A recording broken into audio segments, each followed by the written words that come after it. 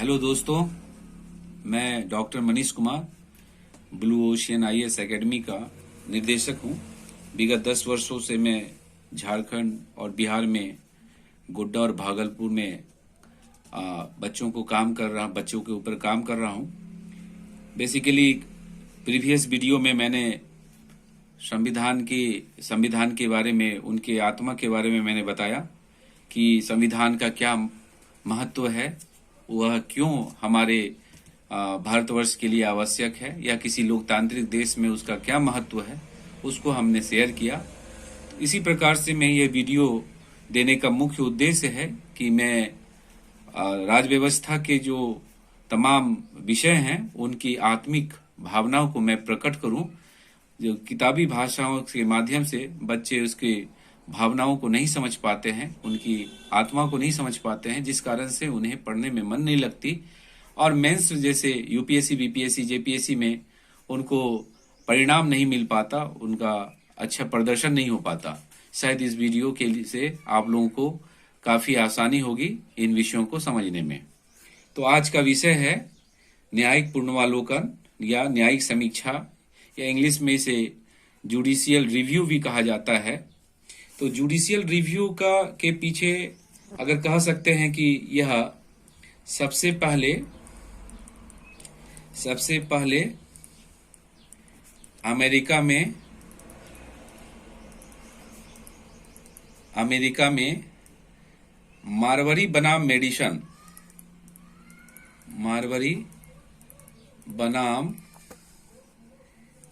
Medicine वाद 1803 में लाया गया था, यह धारणा विकसित हुई थी और भारत ने भी इसे स्वीकार किया। तो इसका अगर परिभाषा देखा जाए तो इसके परिभाषा में यह स्पष्ट है कि यह न्यायपालिका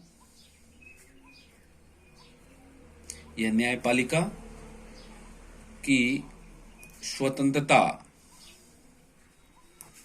बनाए रखने हेतु एवं संविधान की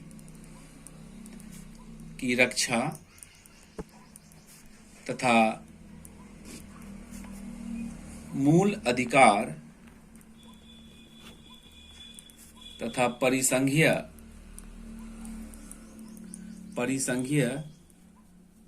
ढांचों को सुरक्षित करने के लिए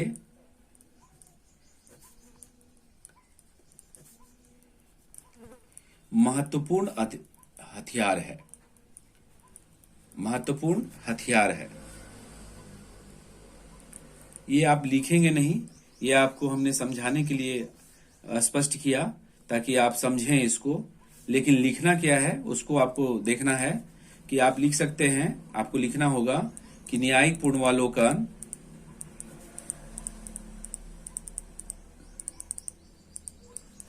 सर्वोच्च न्यायालय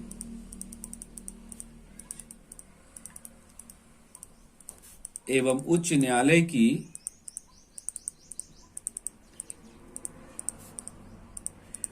वह शक्ति है जो विधायिका एवं कार्यपालिका द्वारा निर्मित कानून या विधि की जांच करता है कि वह संविधान के अनुकूल है या नहीं।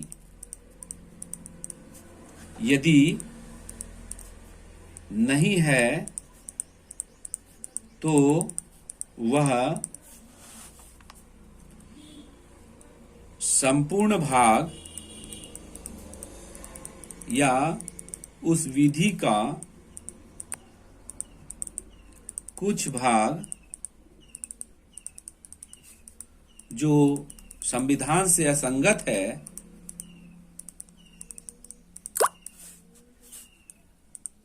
जो संविधान से असंगत है, उसे अवैध घोषित कर सकती है।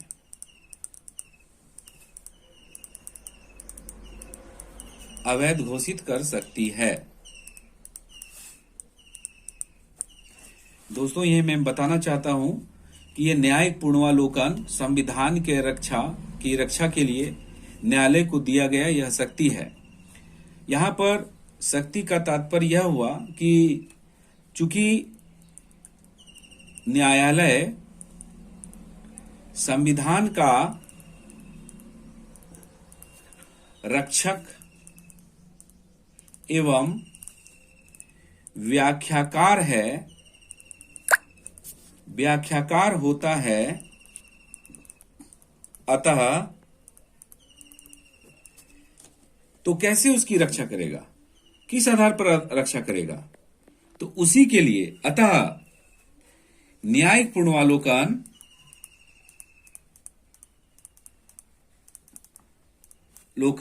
के द्वारा, की शक्ति के द्वारा या के द्वारा यह कार्य कर पाता है।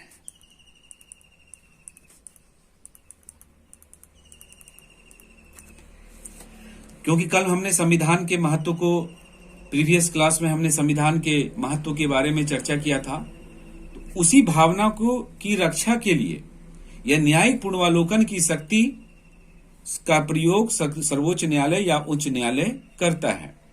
अगर यह शक्ति नहीं दिया जाता, अगर इसके महत्व नहीं दिया जाता, इसे संविधान में नहीं लाया जाता, तो यह हमारा संविधान हमेशा असुरक्षित रहती, जिससे संविधान ही वह है जो कि हमारे मूल अधिकार की रक्षा करने की गारंटी प्रदान करता है। दूसरा कि हमारे परिसंघ जो ढांचा है केंद्र और राज्यों के मध्य, उनकी भावनाओं को यह सम्मान करता है, वह देखने का कोशिश करता है कि कहीं वह संविधान के विपरीत तो नहीं जा रहा है, नहीं तो हमारा राष्ट्र टूट जाएगा, हम नया देश बन जाएगा, अलग राष्ट्र निर्माण हो जाएगा। इसलिए न्यायिक पुनर्वालोकन जो है काफी महत्व है हमारे संविधान में। हालांकि इसका स्पष्ट रूप से किसी भी अनुच्छेद में व्याख्या नहीं किया गया है। मैं यहां लिख सकता हूं कि न्यायिक पुनर्वालोकन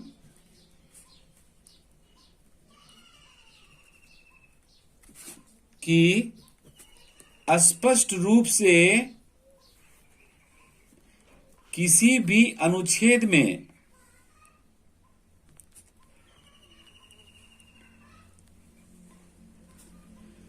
वर्णन नहीं है, किंतु कुछ ऐसे अनुच्छेद हैं जो इन्हें आधार प्रदान करते हैं।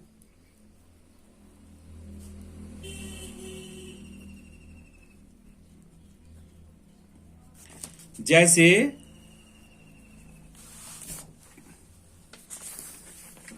132, 134, 135, 136, 143, 226, 227, 245, 246, 251 और 254।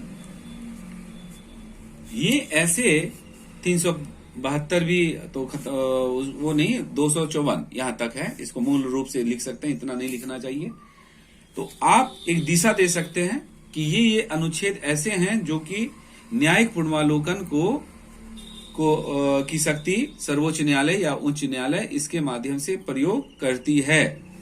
तो मैंने यहाँ क्या बताया था, अगर मूल भावना अगर देखा जाए तो न्यायिक पुनर्वालोकन की शक्ति की मूल भावना यही है कि यह संविधान की रक्षा करेगा। सबसे पहले जब आप को समझ में नहीं आए तो यह आप रखेंगे ध्यान में कि संविधान की रक्षा करना इसका सबसे बड़ा महत्व है। इसका अगर महत्व कहा जाए तो संविधान की रक्षा करना।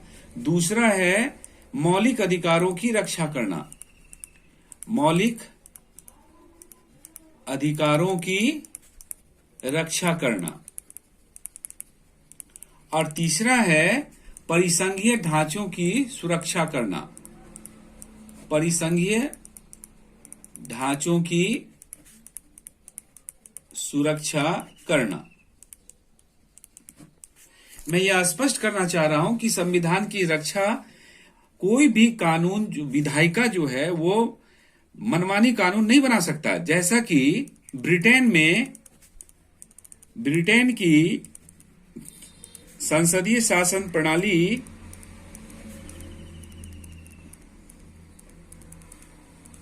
में संसद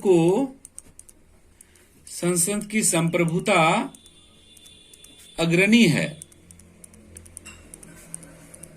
इसमें यह प्रावधान है, इसमें संसद के संदर्भ में यह कहा जाता है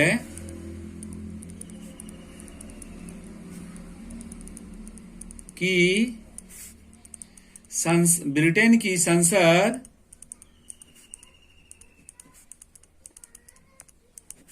स्त्री को पुरुष एवं पुरुष को स्त्री न बनाकर बाकी सभी कार्य या विधि बना सकता है।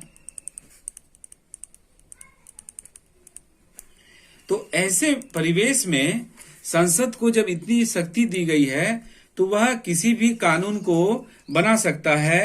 तो इसमें सबसे बड़ी बात है कि संविधान से भी ऊपर वहां के संसद को दिया गया।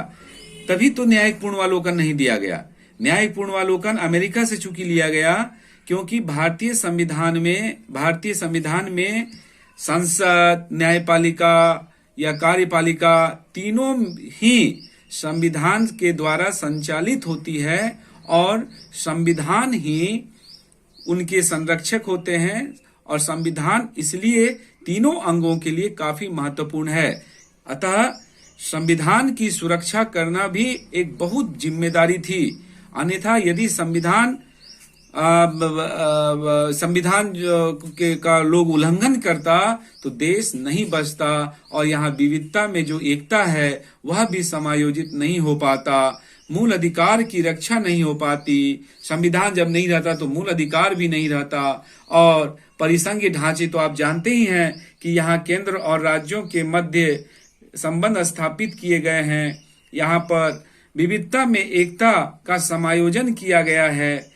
विश्व 552 देशी रियासतों को मिलाकर एक राष्ट्र का निर्माण जब किया गया तो कितनी चुनौतियां हुई होंगी, क्योंकि भारत भौगोलिक, सांस्कृतिक, राजनीतिक, सामाजिक, आर्थिक क्षेत्र से बहुल वाला देश है। ऐसे में एकता का स्वरूप बांध के रखना काफी चुनौती थी। तो हमारे संविधान निर्माताओं ने परिसंघीय ढांचों को सुरक्षित करने के लिए, मूल अधिकार को सुरक्षित करने के लिए संविधान की रक्षा करना अति अनिवार्य था। इसके लिए ही न्यायिक पूर्वावलोकन की शक्ति का उन लोगों ने न्यायपालिका को दिया, ताकि संविधान की मर्यादा, संविधान की सर्वोच्चता को कोई भी चुनौती नहीं दे सके।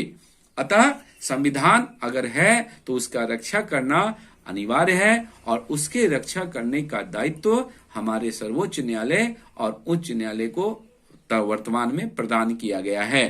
तो मुझे लगता है कि इसकी आत्मा को आप समझ पा रहे होंगे इस वीडियो के माध्यम से, और न्यायिक पूर्वावलोकन को अत्यधिक तरीके से आप समझ रहे होंगे कि किस प्रकार से यदि संसद अवैध तरीके से संविधान का उल्लंघन करके यदि कानून बनाता है तो वह न्यायपालिका की शक्ति है कि यह न्यायिक पूर्वावलोकन के माध्यम से उस कानून को अवैध घोषित कर सकता है।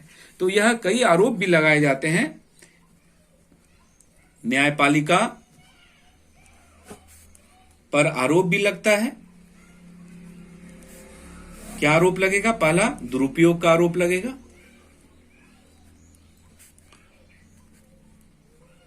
दुरुपयोग का आरोप लगता है। दूसरा है न्यायिक सक्रियता इससे बढ़ती है, न्यायिक सक्रियता में वृद्धि होती है। तीसरा, संसदीय संप्रभुता की भावना को ठेस पहुंचता है।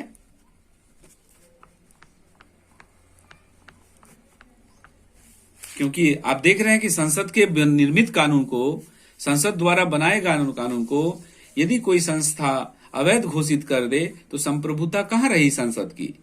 तो इसलिए आलोचकों द्वारा यह कहा जाता है कि संसदीय संप्रभुता की भावना को यह ठेस पहुंचाने का कार्य भी करता है। और चौथा, न्यायिक शक्ति अप्रत्याशित रूप से बढ़ना।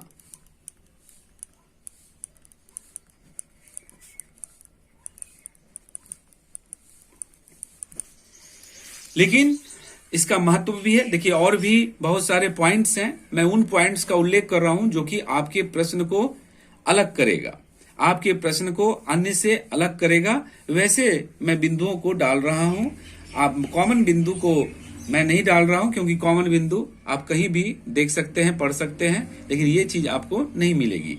तो मुझे लगता है कि इसके महत्व और चीजों को आप अच्छे तरीके से समझ पा रहे होंगे, और आशा है कि आप सब्सक्राइब करें, ज्यादा से ज्यादा लाइक करें, जिससे मुझे और भी प्रोत्साहन मिलेगा और मैं और अधिक वीडियो आपको डाल करके भेजूंगा, तब जो कि आपके एग्जाम के लिए आवश्यक होगा। यह केवल एग्जाम के लिए ही नहीं है, बल्कि क्षेत्रीय विकास के लिए, राजनीतिक जागरूकता के लिए, सामाजिक जागरूकता के लिए यह आवश्यक है कि हमारे संविधान में क्या लिखा हुआ है। एक आम आदमी जब तक संविधान को नहीं समझेगा, वह राष्ट्र का निर्माण कभी भी नहीं कर सकता है। धन्यवाद।